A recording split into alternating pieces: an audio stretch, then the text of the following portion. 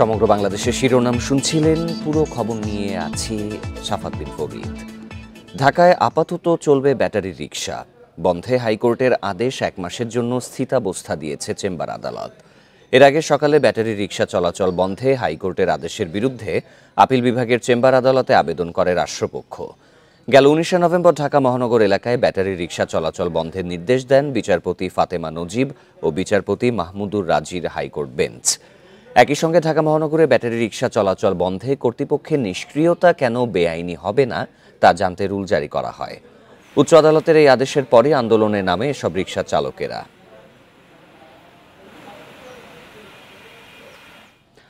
রাজধানী যাত্রাবাড়ী ও ডেমরার 3 কলেজের শিক্ষার্থীদের সংঘর্ষের ঘটনায় রণক্ষেত্রে পরিণত হয়েছে পুরো এলাকা। রোববার হামলার জেরে আজ ঘোষণা দিয়ে ডক্টর মাহবুবুর রহমান মোল্লা কলেজে হামলা ভাঙচুর চালায় পুরান ঢাকার 2 মেডিকেল কলেজের শিক্ষার্থীরা। সংঘর্ষে আহত হয়েছেন অন্তত 20 জন। পরিস্থিতি নিয়ন্ত্রণে সেনা ও পুলিশ মোতায়েন রয়েছে, তবে যথাযথ সহায়তা না পাওয়ার অভিযোগ কলেজ কর্তৃপক্ষের।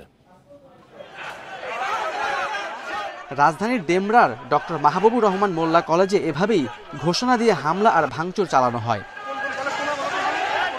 রোববার পুরান ঢাকায় কবি নজরুল ও সোহরাওয়ার্দী কলেজে হামলার জেরে সোমবার সকাল 12:30টার দিকে যাত্রাবাড়িতে জড়ো হন কলেজ দুটির শিক্ষার্থীরা।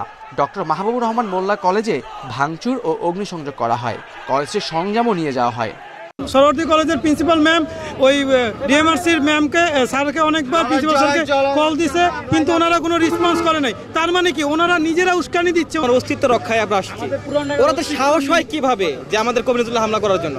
এই সময় 3 কলেজের শিক্ষার্থীদের মধ্যে ধাওয়া পাল্টা ধাওয়া ও সংঘর্ষে রণক্ষেত্রে পরিণত হয় পুরো এলাকা। আহত হন বেশ কয়েকজন। কবি নজরুল সোহরাওয়ার্দী জগন্নাথ আজকের প্রতিষ্ঠান না, এখানে একটা ন্যাশনাল একটা কলেজের প্লাবান আইসা অস্তিত্বের উপরে হামলা দিবে, এটা তো কোনো ছোটখাটো বিষয় না। পরিস্থিতি নিয়ন্ত্রণে কঠোর অবস্থান নেন আইন শৃঙ্খলা বাহিনী ও সেনা সদস্যরা। এদিকে কলেজ কর্তৃপক্ষের অভিযোগ জানানোর পরও যথাযথ ব্যবস্থা নেয়নি আইন শৃঙ্খলা বাহিনী। 1 থেকে 12টা পর্যন্ত আমাদের সব ধ্বংস করে দিচ্ছে, আগুন লাগাই দিচ্ছে। আমাদের কোটি টাকার উপরে ক্ষয়ক্ষতিটা আপনারা সরজমিনে এসে দেখেন। আমাদের হতাহত শতাধিকের উপরে। ওরা তো অস্ত্রশস্ত্র নিয়ে এসে আমাদের হামলা চালাইছে, আমাদের বাচ্চা ছেলেদের উপরে। রোববার ভুল চিকিৎসায় শিক্ষার্থী অভিজিৎ হাওলাদারের মৃত্যুর অভিযোগে ন্যাশনাল মেডিকেল কলেজ এবং সোহরাওয়ার্দী কলেজে ভাঙচুর ও লুটপাট চালায় মাহবুবুর রহমান মোল্লা কলেজের শিক্ষার্থীরা। এরপরেই হামলার ঘোষণা দেয়া হয়। Khaled Raihan, Independent News, Dhaka.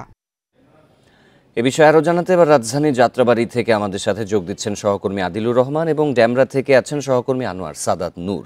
শুরুতেই যাব সহকর্মী আদিলুর রহমানের কাছে, যাত্রাবাড়ির খবর জানাবেন তিনি। আদিলুর, যাত্রাবাড়ির সংঘর্ষ তো থেমে গেছে, হতাহত কয়জন হয়েছে সেই তথ্য পেয়েছেন কিনা? আর কলেজ জুড়ে যে ভাঙচুরের চিহ্ন দেখা গেছে, ক্ষয়ক্ষতির বিষয়ে কর্তৃপক্ষ কিছু বলেছে কি?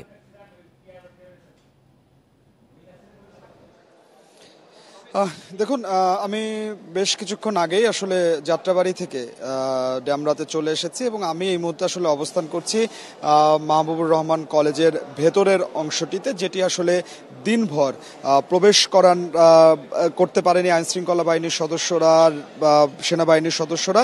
একটি পর্যায়ে তারা আসলে এখানে প্রবেশ করে এবং প্রবেশ করার পরে আসলে আমরা এখানকার যে ধ্বংসস্তূপ, সেই ধ্বংসস্তূপটি আসলে লক্ষ্য করতে পারছি। দেখুন, আজকের যে সংঘর্ষ এবং আজকের যে ভাঙচুরের যে ঘটনা, এটি কিন্তু অনেকটা আসলে ঘোষণা দিয়েই হয়েছে। তার কারণ হচ্ছে মৃত্যুর অভিযোগে Mahbubur Rahman college, national college বা কবি নজরুল কলেজের ওখানে যখন গিয়েছে এবং সোহরাওয়ার্দী কলেজ যখন আসলে ভাঙচুর করেছে, তার পরে কিন্তু আসলে ঘোষণা দেওয়া হয়েছিল আজকে মাহবুবুর রহমান কলেজে তারা আসবেন এবং তারা এর জবাব দিবেন।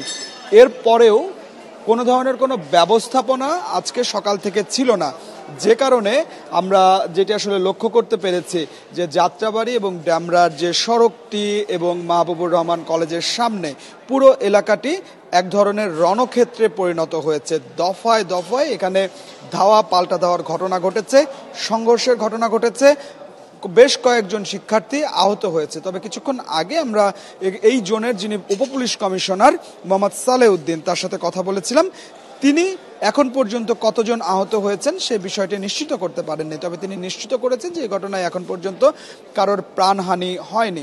আমরা পুলিশের পুলিশ কমিশনারের সঙ্গে যখন কথা বলছিলাম তখন জানতে চেয়েছিলাম যে এই যে ঘোষণা দিয়ে আজকে এই হামলাটি চালানো হলো এবং এই রণক্ষেত্রে পরিণত হলো, তাহলে পুলিশের ভূমিকাটি আসলে কি ছিল। তবে পুলিশের পক্ষ থেকে তিনি তাদের যে ব্যর্থতা সেই ব্যর্থতাটি স্বীকার করেছেন এবং তিনি বলেছেন যে তারা যখন কবি নজরুল কলেজ এবং সোহরাওয়ার্দী কলেজের শিক্ষার্থীরা যখন যাত্রাবাড়ি দিয়ে এই মাহবুবুর রহমান কলেজের দিকে আসছিলেন তখন যাত্রাবাড়িতে তারা তাদেরকে প্রতিহত করার চেষ্টা করেছিলেন, কিন্তু সেই চেষ্টা করে তারা ব্যর্থ হয়েছেন। এর কারণ হিসেবে পুলিশের পক্ষ থেকে যেটি আসলে বলা হচ্ছে যে 5 আগস্টের পরে পুলিশের সদস্যদের কিছুটা অপর্যাপ্ততা আছে, কিছু মনোবল নষ্ট হয়েছে এবং একই সাথে পুলিশের অনেক যে প্রয়োজনীয় এই ধরনের সংঘর্ষ এড়ানোর জন্য যে ধরনের সরঞ্জামগুলো আসলে প্রয়োজন সেই সরঞ্জাম তাদের অনেকেরই আসলে ছিল না। এর মধ্যে বুলেট প্রুফ জ্যাকেট এবং বিভিন্ন যে যানবাহনগুলো সাজোয়া যানগুলো আমরা দেখে থাকি সেগুলো ছিল না, যে কারণে পুলিশ আসলে কোনোভাবে এই যে সংঘর্ষ এই সংঘর্ষটাকে এড়াতে পারেনি এবং পুলিশ এটিকে প্রতিহত করতে পারেনি, যে কারণে সংঘর্ষে ভয়াবহতার রূপ নেয়, প্রচুর ভাঙচুর করা হয়, শিক্ষার্থীরা আহত হন। আমরা এখানকার যিনি কলেজ কর্তৃপক্ষ তাদের সাথে কথা বলেছি, বিশেষ করে এই কলেজের যিনি অধ্যক্ষ ওবায়দুল্লাহ নয়ন, কিছুক্ষণ আগে তিনি গণমাধ্যমের সঙ্গে কথা বলেছেন এবং গণমাধ্যমের সঙ্গে তিনি কথা বলে আমরা তার কাছে জানতে চেয়েছিলাম যে কি পরিমাণ ক্ষয়ক্ষতি আসলে হয়েছে। কলেজ কর্তৃপক্ষ থেকে আমাদেরকে যেটি আসলে বলা হচ্ছে যে তারা এখনো ক্ষয়ক্ষতি নিরূপণ করেনি পুরো ক্ষয়ক্ষতি, তবে তারা প্রাথমিকভাবে যে ধারণা করছেন তাতে 50 থেকে 60 কোটি টাকার ক্ষয়ক্ষতি এই যে আজকের যে সংঘর্ষের যে ঘটনা সেই ঘটনায় 50 থেকে 60 কোটি টাকার ক্ষয়ক্ষতি হয়েছে।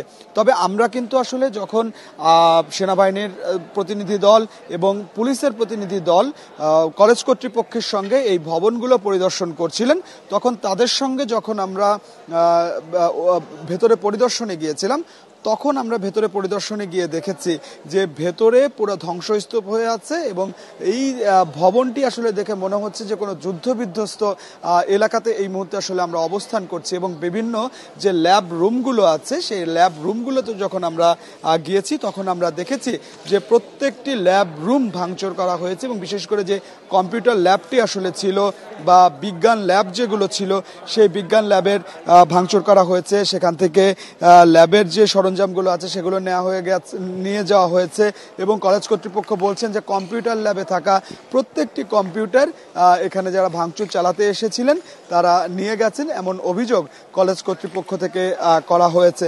এখন পর্যন্ত তারা বলছেন যে 50 থেকে 60 কোটি টাকার ক্ষয়ক্ষতি আজকে হয়েছে।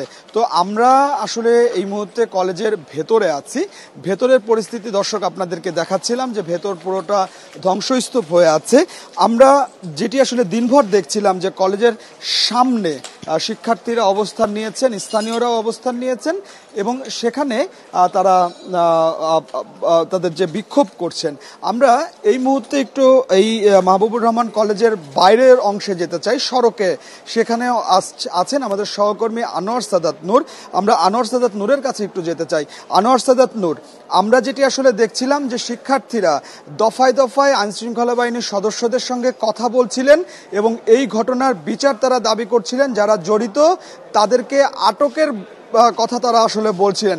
এই মুহূর্তে আমাদেরকে একটু জানাবেন যে সড়কের সামনে শিক্ষার্থীদের অবস্থান কেমন রয়েছে এবং তারা কি এখনো আসলে বিক্ষিপ্ত বা যে মারমুখী অবস্থানে তারা রয়েছেন কিনা। আনোয়ার সাদাত নূর।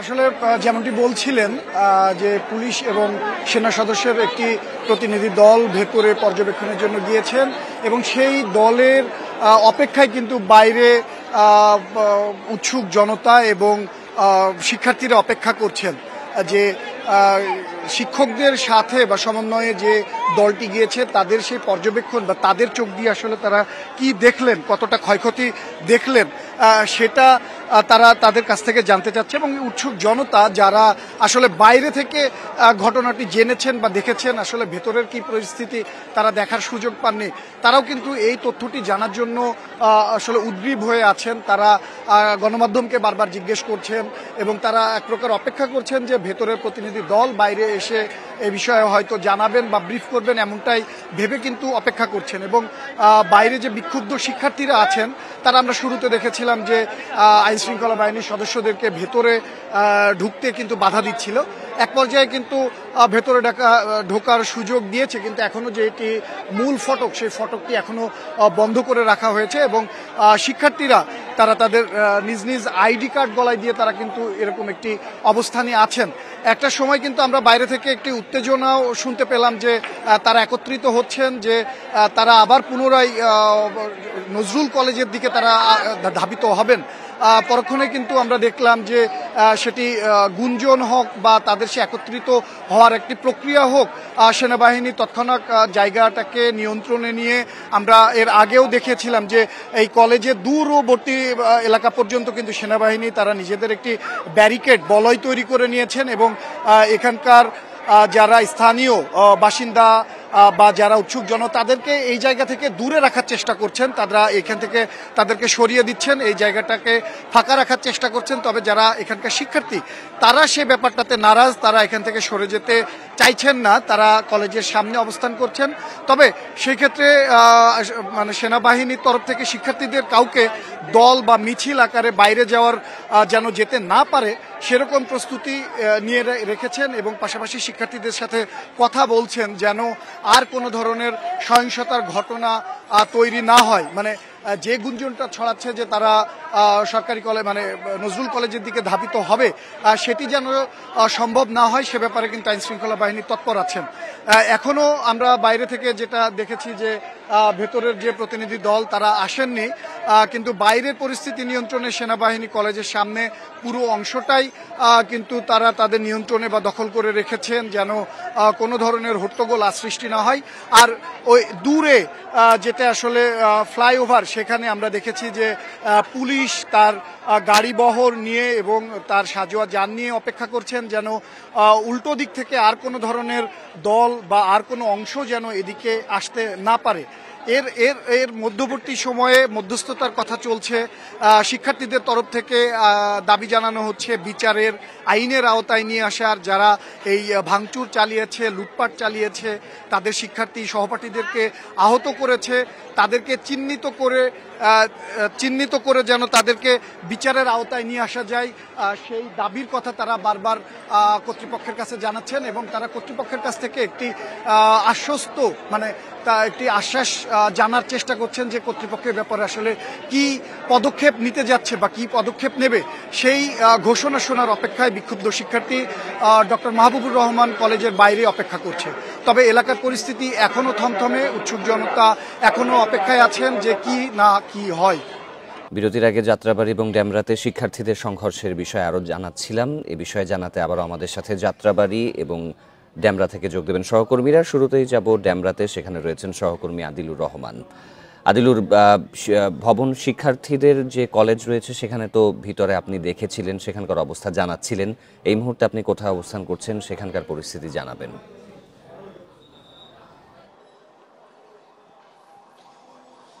দেখুন, এখনো আমি আসলে এই ভবনটির ভেতরেই আছি এবং ভবনটির আসলে বিভিন্ন ফ্লোরে আমরা গিয়ে সেখান থেকে আসলে কি দৃশ্য সেটিও আসলে দেখার চেষ্টা করছিলাম। আমরা এতক্ষণ ভবনের নিচে এবং ভবনের সামনের যে অংশটি সেই অংশটি থেকে আপনার মাধ্যমে আসলে দর্শকদেরকে জানাচ্ছিলাম। আমরা ভেতরে একটি রুমে এই মুহূর্তে অবস্থান করছি। আমরা পাশের আরেকটি কক্ষেও আসলে যেতে চাই। যেতে আপনাকে একটু আবার ঘটনা সম্পর্কে একটু জানাতে চাই যে আজকে মূলত এই কবি নজরুল এবং সোহরাওয়ার্দী কলেজের শিক্ষার্থীরা এই মাহবুবুর রহমান যে কলেজ সেই কলেজে এসে ভাঙচুর চালিয়েছে। ব্যাপক লুটপাটের অভিযোগ আসলে কলেজ কর্তৃপক্ষ বলেছে এবং এই ঘটনার সূত্রপাত কিন্তু আসলে আজকে নয়, এই ঘটনার সূত্রপাত গতকালকেই হয়েছে। এই মাহবুবুর রহমান কলেজের একজন শিক্ষার্থী তার মৃত্যুর যে অভিযোগ সেই অভিযোগে সোহরাওয়ার্দী কলেজ এবং ন্যাশনাল কলেজে ভাঙচুর করা হয়। এরপরে কিন্তু আসলে ঘোষণা দেওয়া হয় হয় যে আজকে এখানে সোহরাওয়ার্দী কলেজ, কবি নজরুল কলেজের শিক্ষার্থীরা আসবেন এবং এখানে ভাঙচুর চালাবেন, এমন একটি ঘোষণা কিন্তু আসলে গতকালকে দেওয়া হয়েছিল এবং সেই ঘোষণার পরেই আজকে কোনো ধরনের কোনো ব্যবস্থা না থাকার কারণে আজকে আবার দফায় দফায় ধাওয়া পাল্টা ধাওয়ার ঘটনা ঘটেছে, সংঘর্ষ হয়েছে এবং এই মাহবুবুর রহমান যে কলেজটি আছে সেই কলেজটিতে ব্যাপক যে ভাঙচুর, সেই ভাঙচুর চালানো হয়েছে। কলেজ কর্তৃপক্ষ এবং মাহবুবুর রহমান কলেজের শিক্ষার্থীরা একটি অভিযোগ বারবার করে বলছিলেন যে যখন এখানে হামলা চালানো হয়েছে, ভাঙচুর চালানো হয়েছে, তখন আইন শৃঙ্খলা বাহিনীর সদস্যরা কোনো ধরনের কোনো পদক্ষেপ নেয়নি এবং তারা অনেক পরে এসেছে। এই মাহবুবুর রহমান কলেজের ভেতরটি পরিদর্শনে এসেছিলেন এখানকার এই জোনের যিনি উপপুলিশ কমিশনার মোহাম্মদ সালেহ উদ্দিন এবং সেনাবাহিনীর একটি প্রতিনিধি দল। আমরা উপপুলিশ কমিশনারের কাছে জানতে চেয়েছিলাম এবং তিনি সরাসরি আসলে পুলিশের যে ব্যর্থতা, সেই ব্যর্থতার কথা তিনি স্বীকার করেছেন এবং তিনি বলছিলেন যে এই 5 আগস্টের পরে পুলিশের সংখ্যা কমে যাওয়া এবং পুলিশের অনেক সরঞ্জাম অর্থাৎ এই ধরনের সহিংসতা এবং বড় ধরনের কোনো কলেজের শিক্ষার্থীরা বা কোনো গোষ্ঠী যদি আসলে আন্দোলন করেন এবং সেখানে এসে যদি সহিংস অবস্থার মধ্যে তারা থাকেন, তাদেরকে প্রতিহত করার জন্য যে ধরনের ব্যবস্থাপনা, সেই ব্যবস্থাপনাটি তাদের ছিল না। এই কারণেই আসলে তারা ব্যর্থ হয়েছেন এইটি তারা বলেছেন এবং একই সাথে কলেজ কর্তৃপক্ষ বলেছে যে তারা এখনো ক্ষয়ক্ষতি পুরোটা নিরূপণ করেনি, তবে তারা ধারণা করছেন যে 50 থেকে 60 কোটি টাকার ক্ষয়ক্ষতি তাদের এখানে হয়েছে এবং তারা তাদের যে শিক্ষা কার্যক্রম, সেই শিক্ষা কার্যক্রম আসলে ব্যাহত হয়েছে। তবে আপনাকে এই শুধুমাত্র আসলে কলেজের ভেতরের খবর নয়, কলেজের বাইরেও আসলে এখনো শিক্ষার্থীরা আছেন। আমরা সেই খবরটিও আপনার মাধ্যমে দর্শকদেরকে জানাতে চাই। আমাদের কলেজের বাইরের সড়কে অবস্থান করছেন সহকর্মী আনোয়ার সাদাত নূর। আমরা একটু আনোয়ার সাদাত নূরের কাছে যেতে চাই। আনোয়ার সাদাত নূর, আমরা কিছুক্ষণ আগে দেখছিলাম যে এই যে সড়কটি বন্ধ ছিল, যান চলাচল শুরু হচ্ছে, সেখানকার আসলে এখন কি অবস্থা আপনি আমাদেরকে একটু জানাবেন। এবং আপনি বলছিলেন যে শিক্ষার্থীদের একটি অংশ গুঞ্জন উঠছিল যে তারা আবার কবি নজরুল কলেজ বা সোহরাওয়ার্দী কলেজে যাবেন, কি অবস্থা আসলে আপনার ওখানে?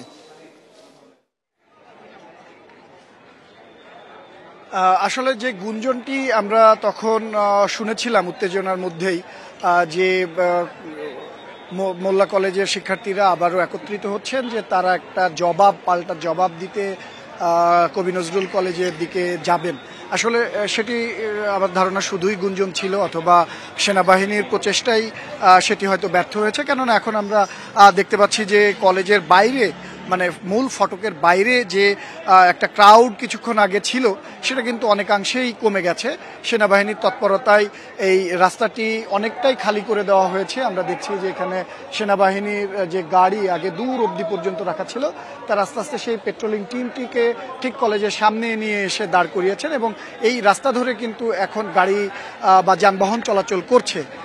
আগে আমরা কিন্তু সেই দুপুরের পর থেকে কিছুক্ষণ আগ পর্যন্ত এই সড়কের যান চলাচল পুরোটাই নিয়ন্ত্রিত ছিল। কিছু অ্যাম্বুলেন্স এবং মোটর যান ব্যতীত কিন্তু এই রাস্তায় আমরা চলাচল করতে দেখিনি।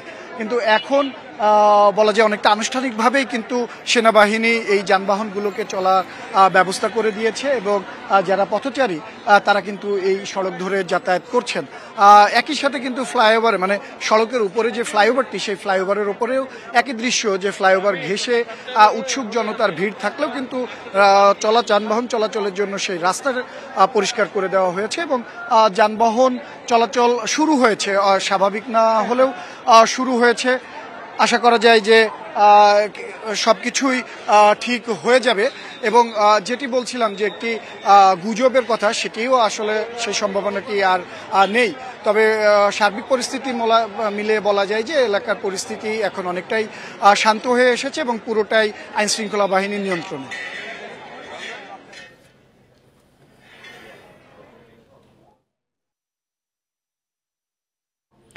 রাজধানী যাত্রাবাড়ী ও ডেমরার খবর জানাচ্ছিলেন সহকর্মীরা। প্রতারক চক্রের ফাঁদে পড়ে সমাবেশে যাওয়ার সময় লক্ষ্মীপুর থেকে ৩০০ জনকে আটক করেছে পুলিশ। জব্দ করা হয়েছে 4টি মাইক্রোবাস, 5টি বাস। পুলিশ জানায়, সমাবেশে গেলে 1 লাখ থেকে 1 কোটি টাকা পর্যন্ত সুদমুক্ত ঋণ দেয়া হবে এমন প্রলোভন দেখিয়ে তাদের জড়ো করে প্রতারকরা। খবর পেয়ে রামগতি কমলনগরে অভিযান চালায় পুলিশ। এ সময় মাইক্রোবাস ও বাস সহ 300 ব্যক্তিকে আটক করে স্থানীয়রা। পরে সেখান থেকে জিজ্ঞাসাবাদের জন্য 53 জনকে আটক করে থানায় নেওয়া হয়, বাকিদের ছেড়ে দেয়া হয়। সরকারের বিরুদ্ধে ষড়যন্ত্র করতে প্রতারক চক্রটি সাধারণ মানুষকে বোকা বানিয়ে ঢাকায় নিয়ে যাচ্ছিল বলেও জানিয়েছে পুলিশ।